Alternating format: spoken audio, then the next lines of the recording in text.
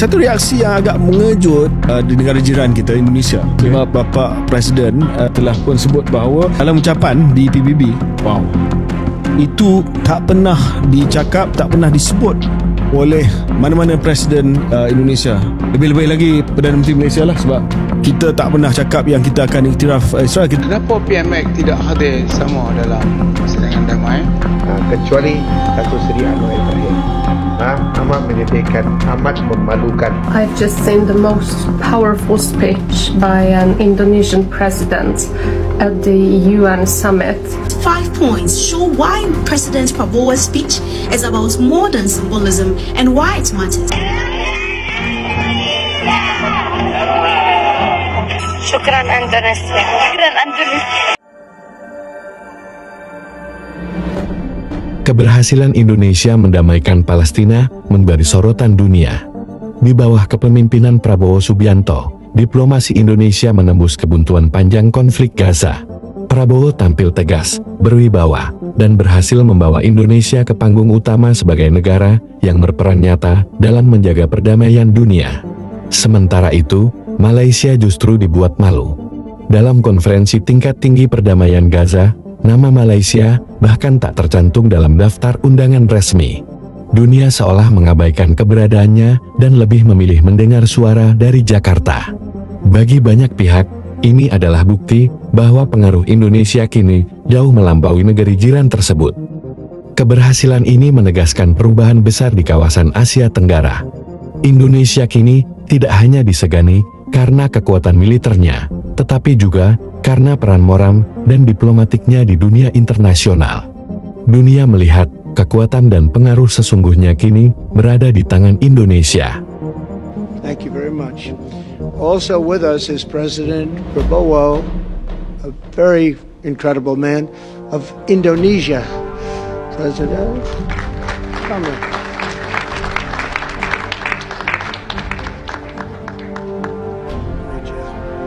Kesianlah kita punya Perdana Menteri Datuk Seri Anwar Ibrahim kerana tidak dijemput.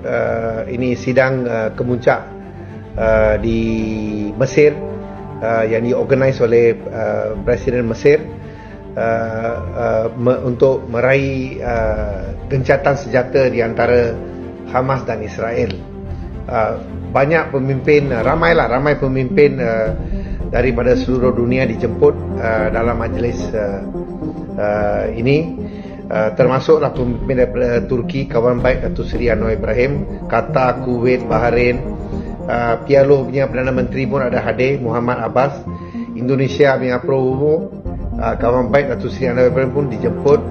Presiden Perancis, Germany, Britain, Georgia, Spanyol, Greek, Armenia, Hungary, Pakistan, Canada, India, Norway, Iraq, UAE, Cyprus, dan juga daripada United Nations, daripada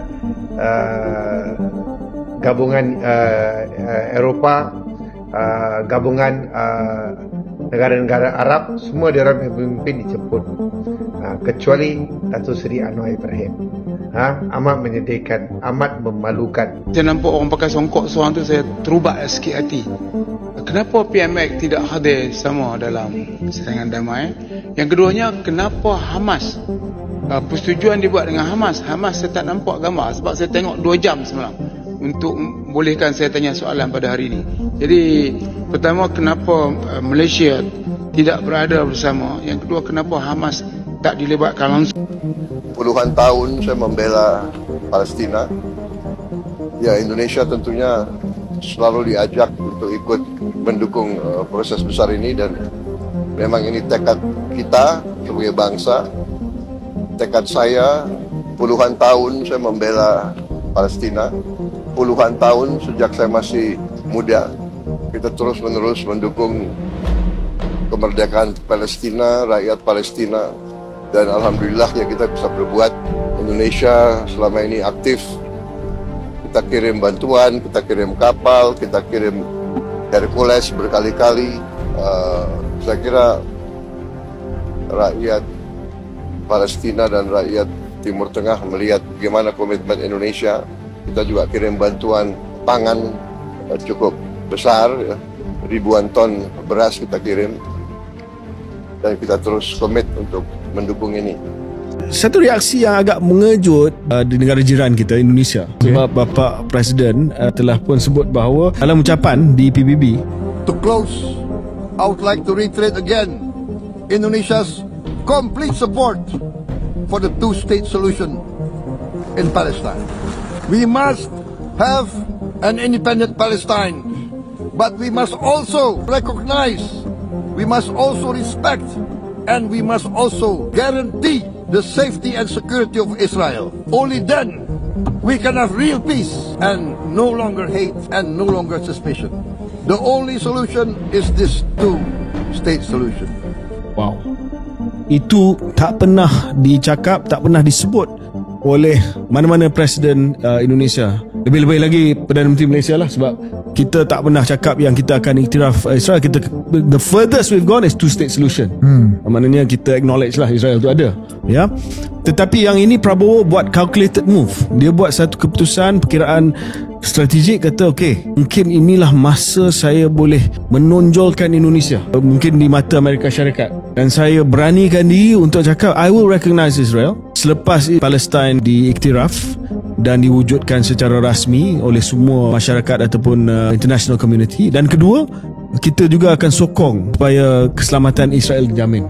I've just seen the most powerful speech by an Indonesian president at the UN summit, where he says that whenever the UN is ready, he will send 20,000 troops to Gaza to ensure peace at the minimum. And he also said some of the most powerful words that I think should go down and will go down in history. He said, I cannot be right, the right is right. So this guy has more courage than all our European leaders combined, who are just spineless cowards. And this is the right thing to do. Imagine the UN, United Nations, were created in order to ensure peace, but now these 5 points show why President Prabowo's speech is about more than symbolism and why it matters. The strong do what they can, the weak suffer what they must. We must reject this doctrine. President Prabowo took aim at the Thucydides' logic that stronger states dominate weaker ones. By stating right is right and wrong is wrong, he called for a rules-based world where justice protects the weak, not just privileges the poor. Now this is what got him a standing ovation. We must have an independent Palestine, but we must also recognize, we must also respect, and we must also guarantee the safety and security of Israel. Only then we can have real peace.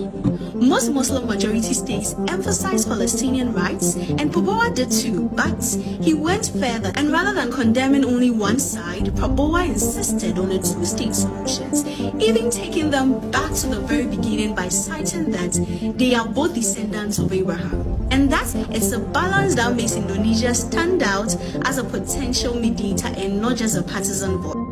Bagaimana pendapatmu mengenai ini, Sob? Tulis di komentar.